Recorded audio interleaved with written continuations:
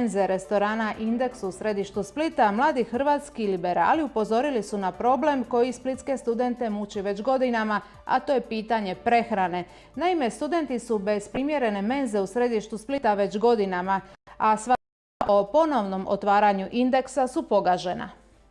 Splitskim studentima dosadilo je slušati prazna obećanja studentskog centra, grada i sveučilišta vezano za otvaranje studentskog restorana Indeks u centru Splita, pa su uz pomoć predstavnika mladih splitskog ogranka HSLS-a održali performans kojim su željeli skrenuti pažnju javnosti na ovaj gorući studentski problem. Već nekoliko godina traje ova trakavica oko studentske menze u centru grada. Studenti čak 8 fakulteta koji se nalaze u gradu nemaju ni vremena, ali ni mjesta gdje će pojesti topli obrok, a govorimo o brojci od oko 10.000 studenata. Kako danas studenti studiraju po bolonjskom procesu, predavanja su tako raspoređena da nitko od njih nema sat i pol slobodnog vremena kako bi nesmetano mogli ručati u studentskim menzama smješteni na kampusu i Spinutu. Kako su naglasili, radi se o zaista velikom problemu koji ih muči. Mladi HSLS-a je splitski gradonačelnik. Znači oni svečano otvoriti ovaj veliki koncept i tako dalje. Mladi HSLS-a već 2 godine aktivno se bave pitanjem zatvorenog studentskog restorana, međutim čini mi se da smo mi u toj cijeloj priči usamljeni jer mi smo poslali niz dopisa SC u gradu Splitu i tako dalje, međutim nismo dobili nikakav odgovor.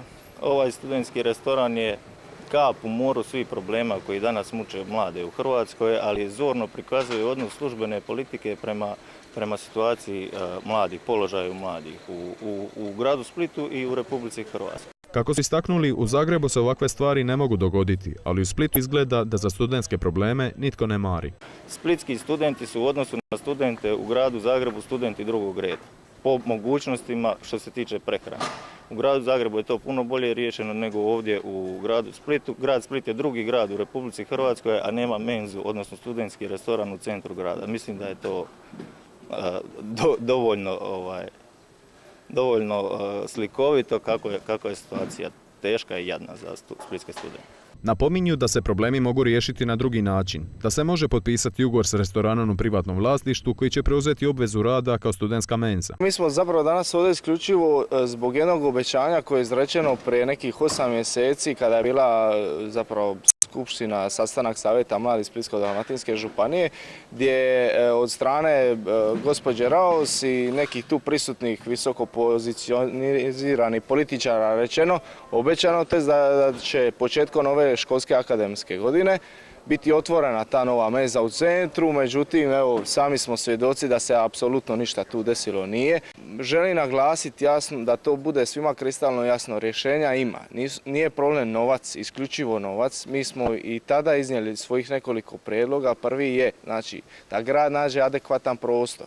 Znači, ako fali novca za uređenje tog prostora, traži se od ministarstva. Ako nema ni prostora, ni novca, rješenje je, znači, jednostavno piše u zakonu o prehrani, studentskoj prehrani. Znači, postoji jedna mogućnost, a to je davanje privatniku u koncesiju. Znači, svaki privatnik, ugostitelj može otvoriti studentski restoran, sklopiti ugovor o studentskoj prehrani s ministarstvom i, znači, u sklopu svoje ponude studentima može nuditi studentske povoljne cijene i to tako funkcionira u mnogim gradovima.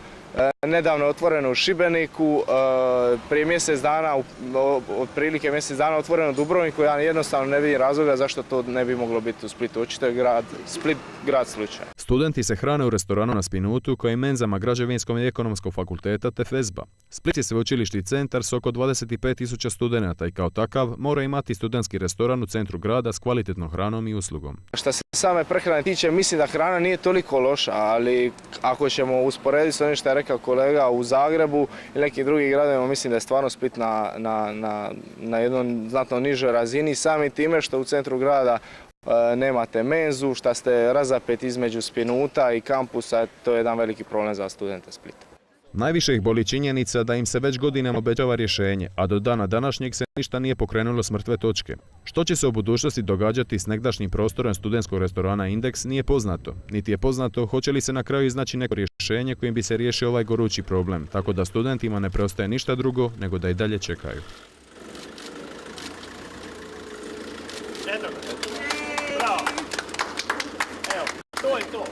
Uoči mjeseca knjige na programu Marulićeve knjižnice osvanula je večer Dalmatinske rapsodije. Pokretač projekta je udruga